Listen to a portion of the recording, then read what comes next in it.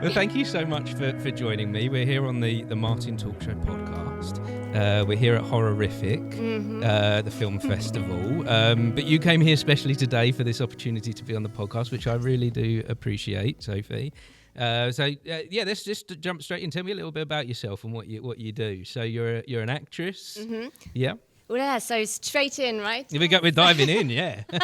Okay, so I'm Sophie Karl, mostly known as Sparkling Sophie on Instagram. Sparkling Sophie. Yeah, it comes from my background because I've got a wine judging background. Okay. And so it was referred to champagne. Bit of a champagne lover. Okay. And yeah, people think I'm bubbly and... Yeah, well, that's what I was going... I was thinking it was coming from the personality. You've got a real energy about you, which is amazing. Well, you've got great energy. I appreciate it. That's nice. But yeah, and I tried so many things along the way. And now I'm a full-time actress. Okay. And yes, I have just produced a feature film as well. Yes, wow. Which, gosh, that was challenging. What was that like? Yeah. So what was the feature film that you've just recently produced? So Tell me about that. It's a period romance. Oh, okay.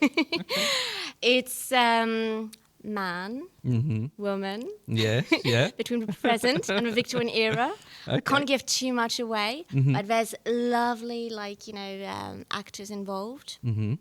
So I've got Melinda Messenger. Okay. It was so sweet to leave her normal TV gigs to come and do this film with me. And there's Heather Small from the M People, and she plays my guardian angel. Amazing. So you've got some names attached to this. Adam Deacon, BAFTA award-winning actor. The lovely Kristen Wirt from Holby City. Wow, that's I know. To get names attached to a film is quite a challenge for a lot of filmmakers. And as a producer, I guess that's part of your job, is to pull these people together. So how did you do that? Well, it wasn't planned at all. Like, basically, I saw a location that I liked. And I thought, you know what, I'm fed up of getting screwed over, basically. Okay, in what sense? I tried to do films before with other people, and they were absolutely lovely. but I got screwed over majorly. Okay. Problems of communications, different values, contracts, and all that. So it scared me, made me really emotional, lots of crying. Yes, yeah. And I thought, okay, I'll do it on my own. Okay. And I went a bit above and beyond than what I thought I was going to do. I was just going to do a little short. And then I went into doing a feature straight away. And there were 40 people involved, 10 crew and 30 actors. And then along the way, I was like, I'll message, let's see, Melinda and see, and what she said. Just try. And then suddenly it's like, yeah. I think there's something amazing within doing that, and just going out there and just giving it a go, just reaching out to people. That's the thing. It's like all you risk in life is a no, and that's what my father always told me, and that's what I always go for. Yes. And a lot of actors come to me quite regularly, and they say to me, "How do you get your work?" And I'm like, "Well, I just do it. Yeah. I go for it. I ask." Ask reasonably, just once a month. You can overdo it, can't you? You can be over pushy, and you need to feel it, feel the atmosphere, But you still need to be assertive, don't you? And maybe, so you said you learned that from your father? Yeah, my father was a businessman, so I've got a background in business, actually. Okay. Yeah, I've got a business degree at uni. I don't think a lot of people know that, so... It's out there now. It's out there in the world. Yeah, it's out there now. So let's go back then. Let's start at the beginning with you then. Oh, Sophie. yeah. So have you always wanted to be an actress? I've always wanted to be an actress, but I never had the guts to go for it at first. Because, even the people who look maybe the most confident and all that are not always confident. It's actually really, really scary out there. Yeah. And judgment when you're an emotional person is...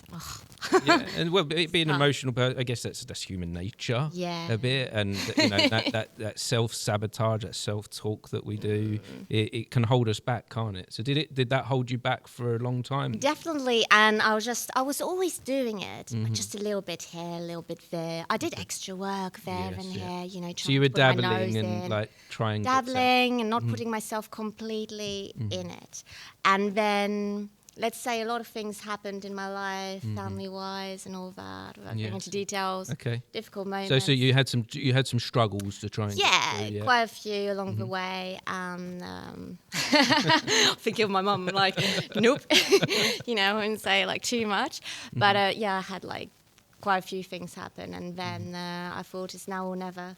So 2 years ago, Okay. I thought I'd follow my dream. So oh wow! So this is really, really new then, diving into the world of acting and now it's just film and full time. So wow. I mean, fingers crossed, touch wood. Yes, you know. Yeah.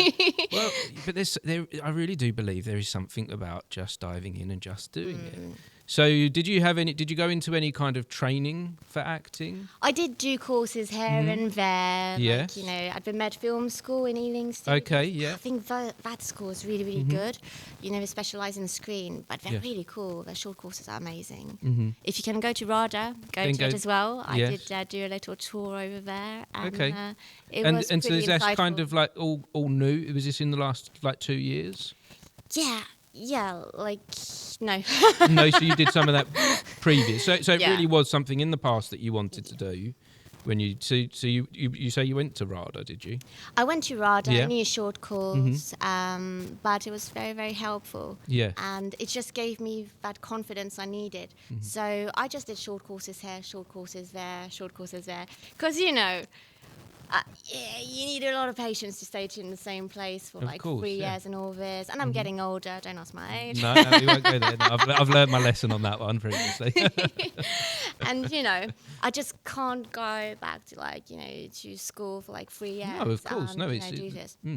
So I thought, take it from all those places, and they just give you a lot of confidence along the way, because you need to stand up, do your scripts, do things last second in front of everyone, and yeah.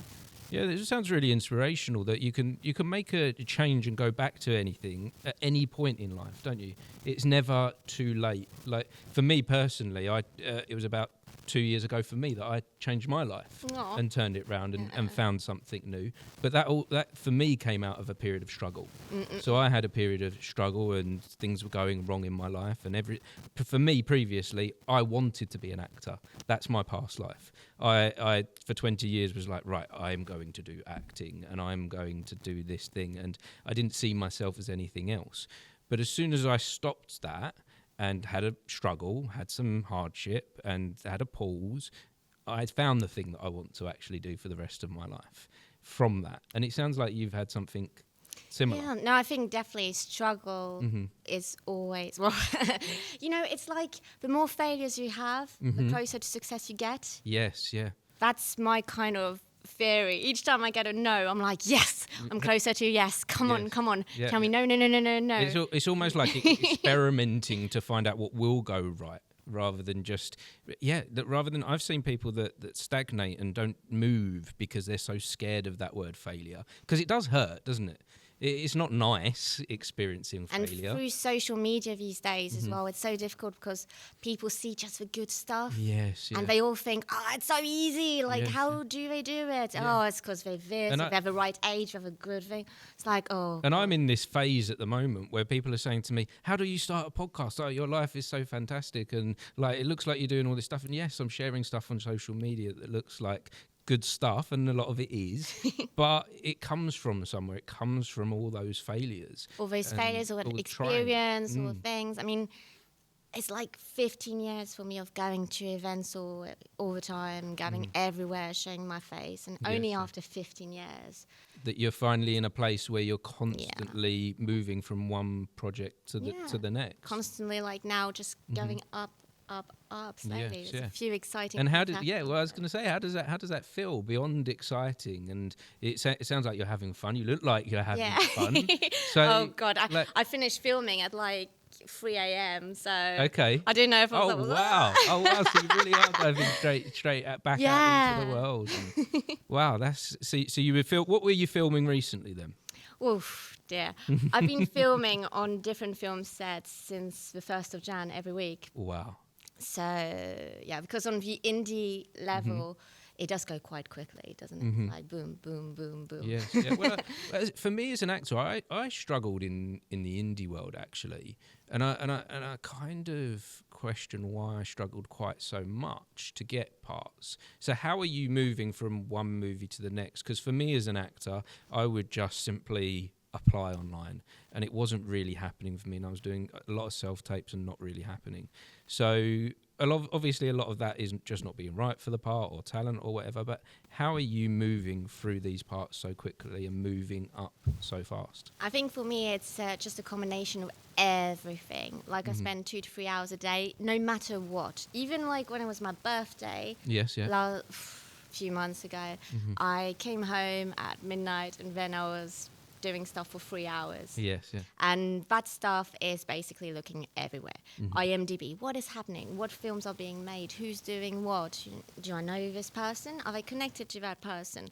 There's so much of that. Then, of course, Spotlight, what's going on there? Who's doing what? Are they like all the normal ones, Mandy and Backstage. So you're doing Star Now. I still look on those You're as well. still doing all of that stuff, but it sounds constantly. like for me that you're constantly doing it, and there's consistency to that applying to that moving forward. Absolutely. And now also people who have worked with me want to work with me again or recommend me. And that's the most beautiful thing. When someone you've worked with wants to work with you again, I'm like, And what do you think that is that drives someone to want to work with you again, other than being just a nice and lovely person and being bubbly?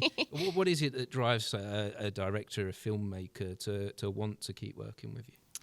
I think maybe it's because I'm quite flexible. I mean, I think actors should be flexible anyway. Yes, I believe so too. And there's a lot that are not. Yeah, a lot of people ask a lot of questions on set, and that's tiring when you're trying to be in the zone. Yes, That's very tiring. And it's just turning up on time. Okay. Doing as you're told, like in a way that if you say you're going to do something, do it. Like, if you're coming here today to meet you at a certain time, come at a certain time and meet you. Okay. It's not difficult to just respect what you're supposed to do.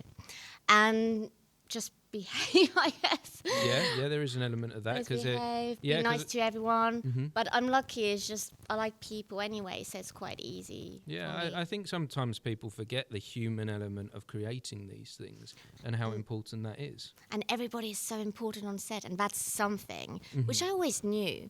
But by making my own film,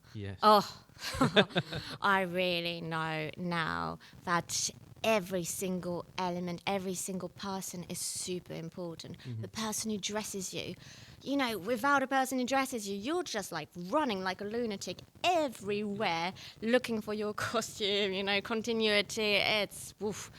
And the editors, I've got so much respect for editors, and I think we should give them absolutely more shout outs in so many ways, because editors are really second directors. When your director screws up your film, they're the ones that are going to save it. The editor can do some magic which just makes a film look good. And so what would you say has informed you as an actor being a producer then? Because I know from me that I was an actor first, but then I did some writing, and then I did some directing, and I did some producing, and that strengthened me as an actor because I had a wider understanding of the whole kind of game, the whole picture. But I also see a lot of actors that just stay in their lane. And I wonder how much that informed you as an actor when you go back to acting now and you go, right, I understand what that producer's hat looks like. Well, now I step back even more. I'm like, okay, I will leave you guys, to do what you got to do. I'm here for you. Take your time, sort things out. And I know how difficult and challenging it is. I'm here to help out if you need anything. And as an actor, it's okay. You can trust me and I'll just be there for you, basically. But yeah, you learn so much again. And I mean, producing the feature film alone, basically. What's the name of the feature film that you... A Requiem for Desire. Oh, sounds good. Yeah. And is this film available? Not yet, no. It's distributors are interested. Okay, so have you completed the filmmaking process? Yeah, I'm just doing a bit more sound mixing at the moment. So you're kind of in the phase of sales of festivals? Festivals, is winning quite a few festivals, which is lovely. Okay, what kind of awards have you won so far? There's been, best film, best feature film, Amazing. Best actress. Really? Yeah, wow. Best actors for some of the actors which are involved. So there's been best makeup artist, best dressmaker. So literally, yeah. Great. So it's not going to be because there's a process to the filmmaking side of things that goes on past finishing the movie. So sometimes, yes, it takes a while for it to come out and be able to find an audience. That's the thing. No one sees what goes on afterwards. And obviously, so I'm a full-time actor, so I work a lot on that side of things. And then every day I do still work on my film when I can. And there is a lot which goes on, doesn't it? I mean, Yes, yeah. with the editing, I mean, I looked at it myself. I revamped it, even though I had different editors involved. You know, you kind of like you can't help yourself. You keep a creative toe in, don't you? You don't just let go of the project and that's the end. Yeah. I think that's the only way to drive these things forward. Because I do aim for as much quality as I can. And it's so difficult doing that first film. Like a lot of people say, don't put that much pressure. Well done on doing your first feature film. Oh, but I'm so ambitious. It's ridiculous. Is there anything wrong with being ambitious? Yeah, it's tiring. Being honest with yourself. I guess that's how you kind of look after yourself. Yeah, and looking after yourself is so important as well, isn't it? Like, from tomorrow, I'm thinking I need to chill a little bit. Yeah, and give myself some TLC. Yeah, and even after I come away from this festival, the day before this festival on Wednesday, I did nothing. And I'm planning to do nothing on Monday. Perfect. And I know that I have to block that in because otherwise I will continue, because I'm quite ambitious as well. I will continue to drive things forward. So I literally have to go in the diary and just be like, nothing day. And because otherwise I'll get burnout. But it's tough, isn't it, to do nothing? Like. No, yeah, I find it tough. And as I said, with a film at the moment, because I'm the only producer on it, it's just going through all those things and still submitting to festivals, still overlooking this. Then you've got actors which I want to give their show reels to, but I can't. And then premiere, no premiere, which distributor, contract. You're being pulled around in a lot of different directions.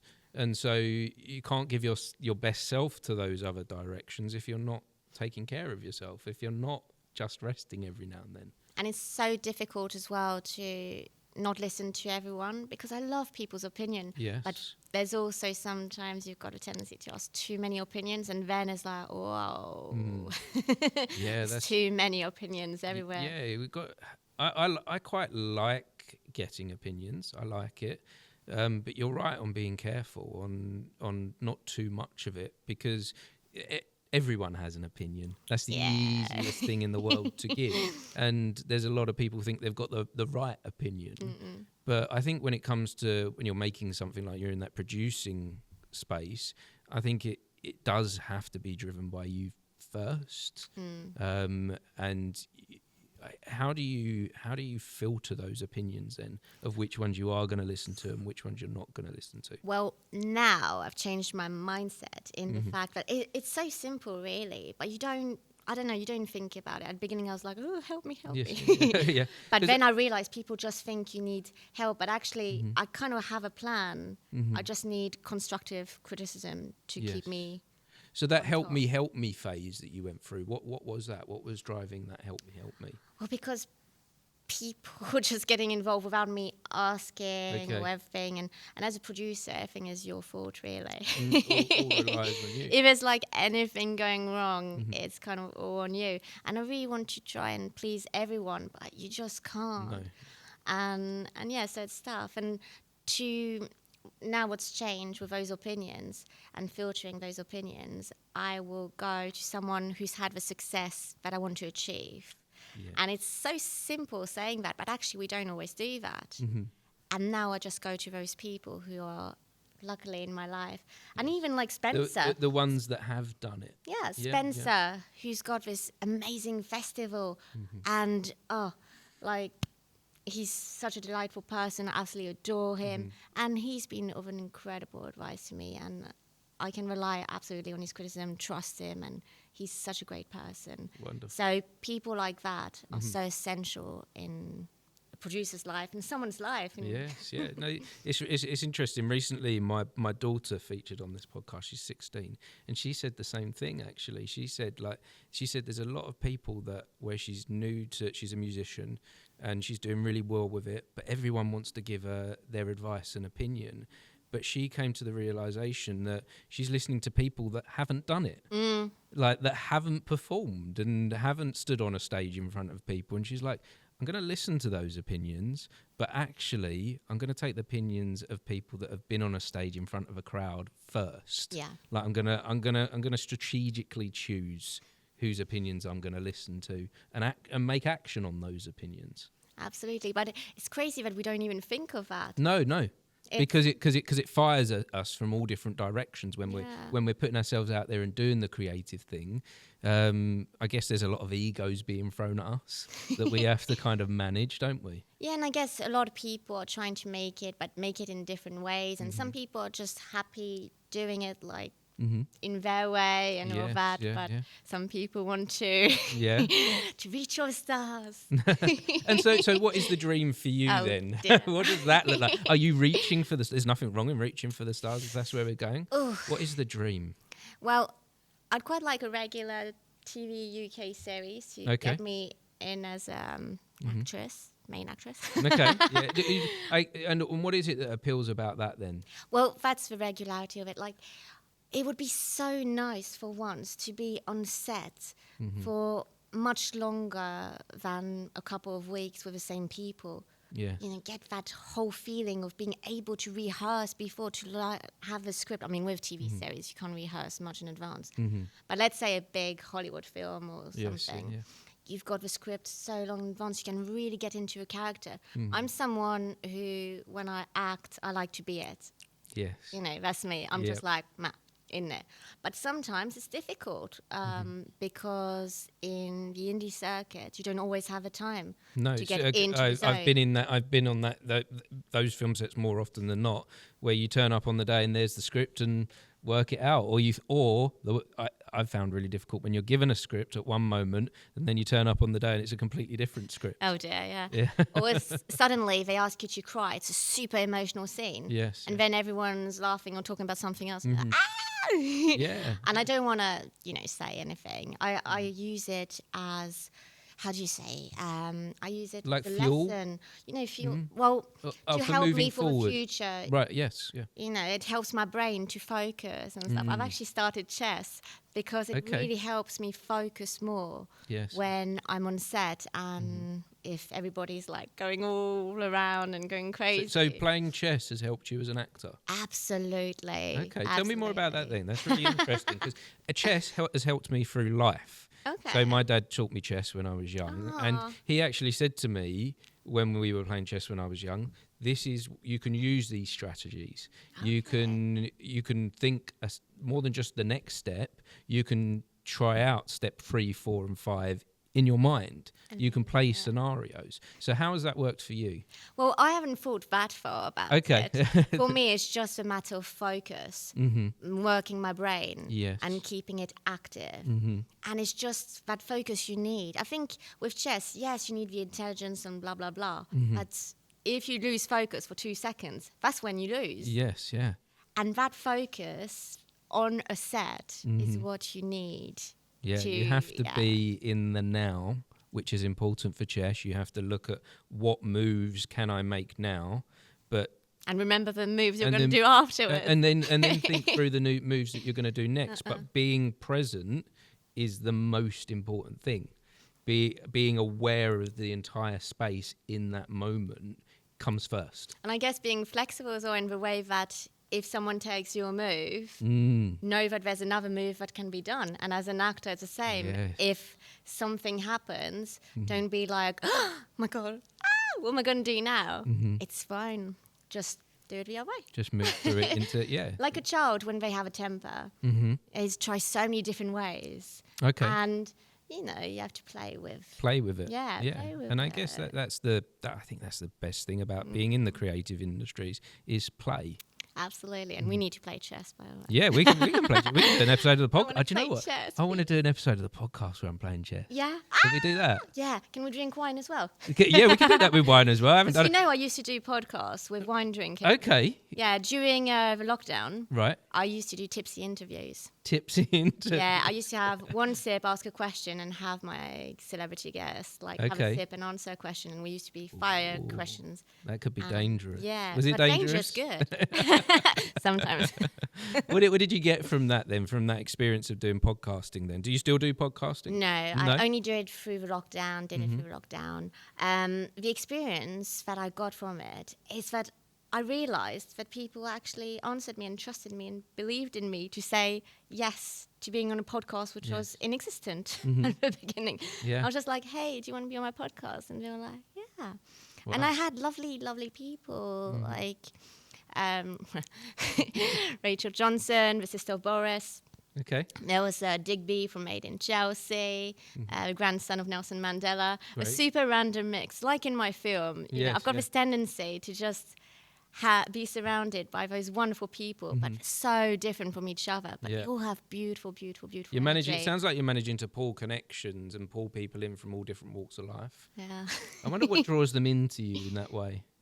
Well, what draws me into you, like today, you know. Yeah, I guess it's the bubbliness that you come with. Well, I think what people have told me, and it's really so sweet and lovely, and I'm so grateful for it. They kind of believe in me and think, I'm trustworthy. Yeah. I'm quite straightforward. I say what I think. Yes, and that means a lot. I really want to help if I can, and maybe that's what. I think that can take you a long way. Well, I don't like messing around with people, and I think we're all humans. It should be peace and love everywhere. But it can't be, otherwise it would be in the Smurf world, wouldn't it be? That's true. Yeah. That's true. And it wouldn't be as exciting if it wouldn't be like mountain. Yeah, no, I've been thinking about that because I've, my theme with this podcast is amplifying changemakers. So I'm trying to talk to people that are making a positive difference in the world. But then recently I had someone on this podcast that wasn't a nice person. And so I was questioning with myself, do I share that? Yeah. Because does that fit with what I'm trying to achieve? And actually I came to the conclusion that yes, I will share, because the negative does also influence the positive. We can't have one without the other. Yin and yang.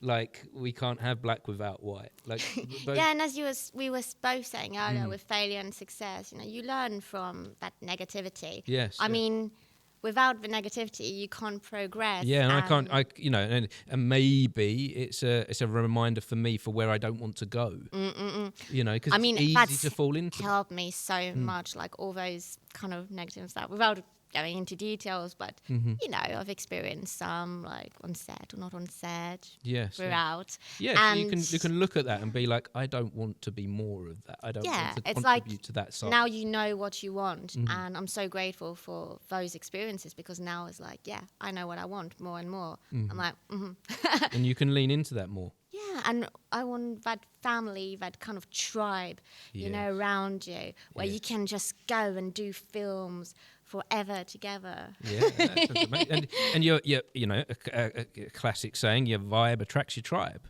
Yeah, vibe accepts. Oh, I love that. Yeah. Your vibe accepts. The vibe attracts the tribe. So your vibe, your energy attracts the people that are going to be around. Yeah, no, definitely. And that you want to be around you. And always follow your guts, because it's such an easy thing to say.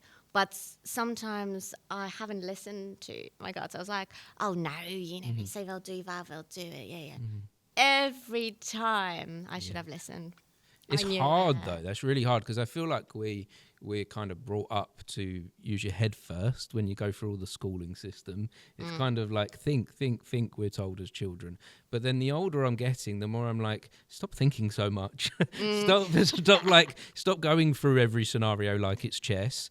Like that's good to use chess and think through things like that. But actually there's a core in us, in our gut, in our heart, that knows something. How do you lean into that? Well, I do have, how can I say this, that spiritual side. I don't like saying spiritual, because sometimes people are like, crazy. Yeah, but I'm spiritual. But, I believe in energy. I used to do a bit of Reiki. Yeah. I don't know why I'm being quiet, because it's a podcast, so everyone will know now. I guess because society has mocked those things a little bit, or society has kind of seen them as weird, and it's. I mean, I like to keep a balance of everything in life. I like to dip into this, to that, and just feel what's right for me. I don't go crazy and I'm like, woo, believe in this, you know. Mm-hmm. But if it can't hurt, why not try it and see for yourself? I would say I'm spiritual. Like I don't lean into any one type of religion or philosophy. I like the idea of experience a bit in all of them and seeing what works for me. I mean, that's what I think the real meaning of spirituality is. Mm-hmm. I wouldn't go into that, but I think it's really being open. Yes. Open to everything. Mm-hmm. Well, within limits. Yeah, but and open to everything in order to explore and find out what works. Yeah. And I've found spirituality has worked for me. So I mentioned 2 years ago I was going through a hard time. Before that, I was very much someone that would be like, oh, you're into Reiki, or you're spiritual. Like, oh, okay, that's for you, fine. Like, but now that I've lent into that and now that I've explored that side, I'm like, there's so much of it that resonates with me. And I 100% believe that there is something going on in this universe that is bigger than ourselves, and that we are not all on one there isn't just this. That it is bigger, because I am in a place where I'm daily being shown evidence of that now. And so I can't, for me, when I'm being shown evidence of that, I can't deny it now. Yeah, and I mean, there's so many beautiful things which happen every day, and I believe a lot in the law of attraction as well. Yes, yeah. You know, big believer in that. I'm like, I'm going to work with Leonardo DiCaprio. Sorry if you don't like him, you know, but I am. Yeah, no. We'll see. There's something in that intention. Yeah. There's you can't, if you live life without intention. Again, I've seen that. I've seen people that live life without wanting to go somewhere, and so they don't go somewhere. I mean, it is but scary. If you want to work with Leonardo DiCaprio, you will. I believe it. Yeah, no, you really have to go for what you want in life. I mean, life is too short to not try. And people can say you're a dreamer, but yeah, you got to dream. You got to dream a little bit. And who knows? Maybe your dreams will come true. I mean, one of my biggest things that I really want to do in the future, in a way which is not like in the acting kind of vibe, is really help people with their dreams. You know, I want to be like, go, you want to be a champion. You want to be you want to be not a champion yourself, but championing.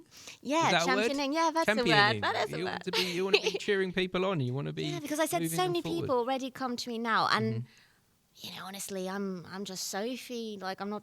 I'm a bit everywhere here, but that's it. But I really, really want to help a maximum of people, but I can't help them at this stage. Well, why not? Well, you can a little bit, but I really, once you're somewhere where you want to be, then you can even help them more. It's like when you say, love yourself to be able to love people most. Be where you want to be, and then I can bring people into like those dreams that they want to go for. True. I believe that with my kids as a parent. As a long time, I had this idea that I had to give them 100% of me. And in doing so, there was nothing of me to give. So I'm now of the belief I have to love myself first in order to love them the most. Yeah, absolutely. And that's the same with, more than your children, with people in general. And in order to be able to give that love and support and guidance to others, you need to be able to work this out. And it's so difficult to love yourself. Like, for ages when I was growing up, for no reason at all, I had, you know, lovely people around me. But I couldn't say to myself in mirror, you look pretty. I'm like, no. It took me a long time to accept it. I think a lot of people think it's just them out there going through that. But no, you just need to find that strength in you to overcome those things and just go for what you want in life. And how do you feel now that you've overcome those things, now that you are in a different space? I feel much happier. I feel the more I grow, the older I get, the wiser I get in a way, you know, the more accepting of life and how beautiful things are. I've got my little diary where every day when I go to bed or every evening, I just like write, hey, what are 3 beautiful things which happened today? Because there's always beautiful things which happen, even in the most crazy day. Yeah, reaffirming that gratitude. I think even if we take it away from like the spiritual side of things, I think that helps with spirituality, and I think that helps with that kind of guidance in life. But it also helps with, on a practical side of life, on a scientific level, that it re-shifts our brain pattern to lean more into that gratitude, to lean more into the positive, and to lean more into the good things in life, because they're definitely there. Absolutely. They are everywhere. And as you were saying earlier, it's just about being open to receiving those little signs. Little things. Everywhere, and those little things which are there. I mean, just being here today, I'm so grateful. Yeah, no, and I'm so grateful for you being here. Like, this is amazing. This is, you know, this is why I'm still doing the podcast, actually. So my podcast started off as something completely different, but it's sticked and it's growing through gratitude. Gratitude is the reason why it has changed my life, not the thing that it was supposed to do. It was supposed to be at the beginning of this, helping a business grow. But it's actually helped me grow. Amazing. That's like, and I almost can't get over it. But I have to tell as many people as possible that how this can happen through gratitude, and it also is happening through connection as well, meeting new people daily, and you know, like being at this film festival and sitting down here and talking to like-minded people. That's such a beautiful place to be. You know. I love it. But it's so true with what you say about growing. And in the film world, as an actor, every role does make you grow in a certain way, doesn't it? Yeah. Even when you think you're not learning anything, you learn so much every single time. So is there a role that you've done that has really made a change in you, that's transformed you in any way? Yes, I'd say yes. I went to Iraq for 7 weeks, and that was quite life-changing. It was a TV period drama, the first TV period drama to ever been greenlit over there. So it's quite a big thing for them. And I was filming there in Erbil city, but also in the mountains and all that, and going in the river. And that was quite life-changing. First of all, it was a TV show. Well, the experience of going to Iraq to do something like that must have been life-changing, aside from whatever the part is. Yeah, and I mean, just meeting different culture, because it was all people from over there, from Middle East. There was 2 other people from the UK. Was there any kind of fear attached to that? Because I had an offer once to film that side of the world just after they were going through a political turbulent time over there, and I actually turned down the part through fear, because I was thinking to myself, I just don't want to be in that place. Well, I didn't have time to have too much fear, because I replaced the last-minute actor. Actually, like, the reason I started like doing more acting is because each time an actor says something and doesn't do it or goes, you know, I'm like called last minute, and I'm like, yeah, I'll do the big script. I don't care. I'll do it. Like, people know that they can rely on you. Yeah, they know they can rely on me. So I'm like, yeah, I'll take it. Yes. And then that's it. But yeah, so I had 3 days, and it didn't like kick in straight away. I did start having stomachache before going. I was like, oh dear, what did I do? Yes. The nerves start. I was like, the nerves start going. Oh no. Yeah. And my poor mum, like, oh no. But then when I got there, I was so happy. The 2 people who came with me in a plane from the UK got very sick for 3 weeks, and then they were in a hospital, blah, blah, blah. Wow. And I somehow was fine. I don't know. So was it a bug that they had? Yeah, they had a bug of some sort, and I was seeing them all the time, and you know, hugging them in the morning. But I think the mindset does a lot, because my mindset was really positive. I was so happy to be on set and be like a lead character as well. I believe in yes. mindset and health are so strongly connected. And again, something that I've been shown throughout all my life is a thing that I call Dr. Theatre. Okay. So I've got a lot of background in theatre, and every time I would do a show, I would be the healthiest I could possibly be in the moment of doing the show. Afterwards, I might collapse and like die. Headache and everything. But in the moment of doing the thing, there was nothing wrong with me health-wise. It just disappeared. Yeah, it's weird, isn't it? Yeah, it's same with me. It's like if a camera turns on, I'm like, oh, well, what just happened before? I've no idea. No. It's like, poof, it sounds to me like you're very good at being in the now. in this space, and I think that also keeps us healthy. Yeah, I'm quite lucky, I guess, to be in the now. But even when there's like 1,000 things in my brain, I manage to just focus on the moment and not think about the other things which I need to do. Mm-hmm. I think some people can't switch off that side. Yes. Yeah. But yeah, I can. How do you do it? How do you switch it off? Well, by saying to myself, I need to.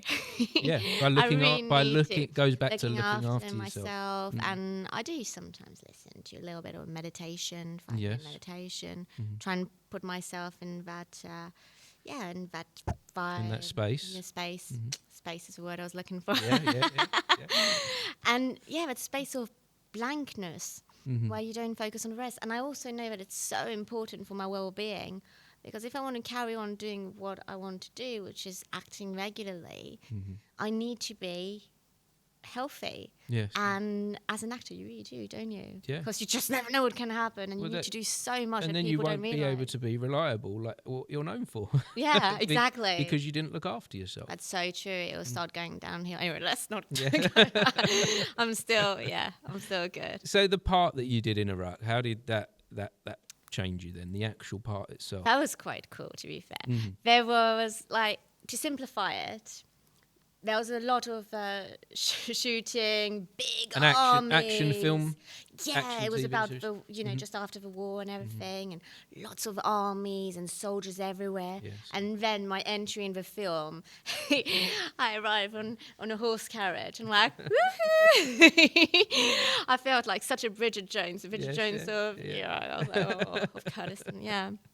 It was crazy, but it was so nice just to have that surrounding of people, making sure you're safe, you're okay. Although we didn't all speak the same language, which was another challenge. Okay. I started learning a bit of Kurdish and Arabic to just get along, just to get a little through bit. the experience and try and do you find that the culture influenced you in any way at all? Yeah, I mean, I tried to immerse myself in the culture. Whether people agree with that culture or not is another thing. Yeah. But wherever I am, I think, which is whether it's me or someone else, you have to respect the other culture, the other country, and immerse yourself into it to maximum. Yeah. And it's beautiful when you do, because you get to learn really who those people are. It comes back to you, doesn't it, when you embrace things like that. And when like we said earlier, about being open. Absolutely. And the Kurdish people are such brilliant people. They're the most lovely people in the world.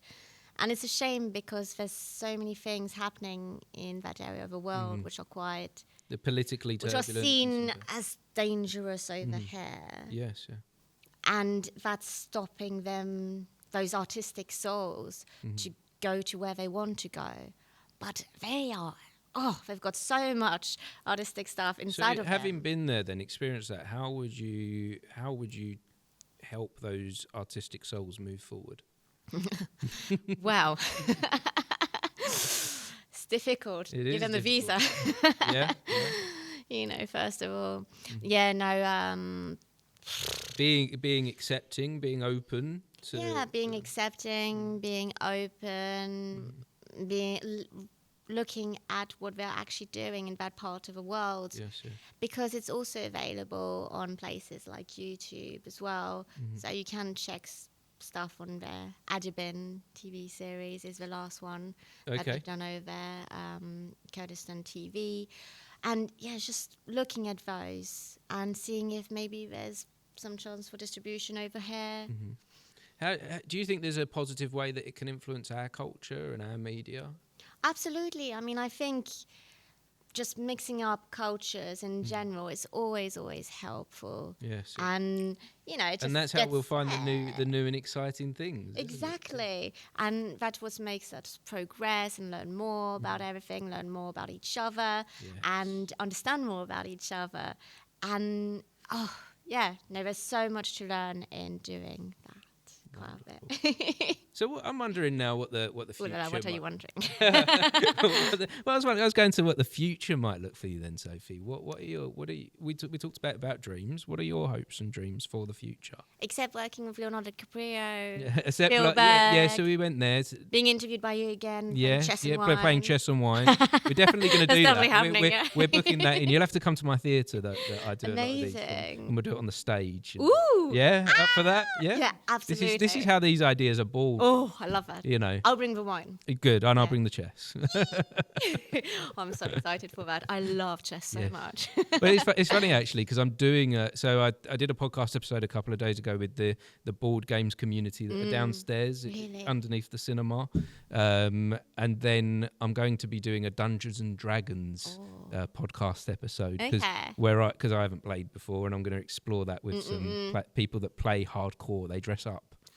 And so doing a chess and wine. So interesting. Yeah. That's the thing, again, it's just so interesting to try different things. It is, and I look forward to exploring the world of chess and wine. I don't think I've ever mixed the two, actually. I don't think I have. Good mix. Yeah, good mix. Good mix. So with the podcast, then I asked you about your hopes and dreams, and now I'm going off on a tangent. It's fine. I'm sorry. It's my fault. No, it sometimes happens. So no. This before I go on to another question about chess and wine. Tell me more about where you actually hope to go. Is there more producing that you want to do? Is there more filmmaking? Is it just stardom that you're looking for? Stardom is scary, isn't it? It's weird to say that, but as an actor, people think you just want to be famous and show yourself, but actually it's a really scary thing to be famous. I don't really want to be, but it's weird, isn't it? Yeah, you're putting yourself out there, doing all those films, showing your face, and you don't want to be recognised. Yeah, Timothée Chalamet, am I pronouncing that right? Timothée Chalamet. Chalamet? Oui. Well, he's getting criticised at the moment because he won an award, and in his award speech he said, I want to be one of the greatest. I'm inspired of the greats of the past, and I want to be one of those. Yeah. And I don't think there's anything wrong with saying that. Absolutely not. Yeah, you always have to strive for higher and bigger, and everybody's have a different level of happiness, and other people seek. You don't have to variety seek that. Of happiness. Yeah, if you're happy as you are. I mean, some people are so lucky to just be happy, waking up in the morning and going to their work, and some others are maybe in Hollywood with 2-3 mansions, 4 or 5 cars, blah blah blah, and are not happy. We can't judge those people for that because we all have a different way of having happiness. Yes. And I mean, for me, like the number one happiness is health, though. Okay. I mean, if you're healthy. Well, if you haven't got health, what you need for what health. else have you got? Health is up there. Yes. Yeah. Absolutely. But yeah, I mean, people are so inspiring in general. And Is there anyone in particular that you've been inspired by? Well, my mum. Your mum? That's beautiful. That's lovely. I'm inspired by different people every day in different contexts. I know it's quite a wide answer, but it's true. There's so many films you get involved in where the director does something you wouldn't expect or talk to you in a certain way or says something which they really mean from their heart, which just inspires you in different ways. Yes, yeah.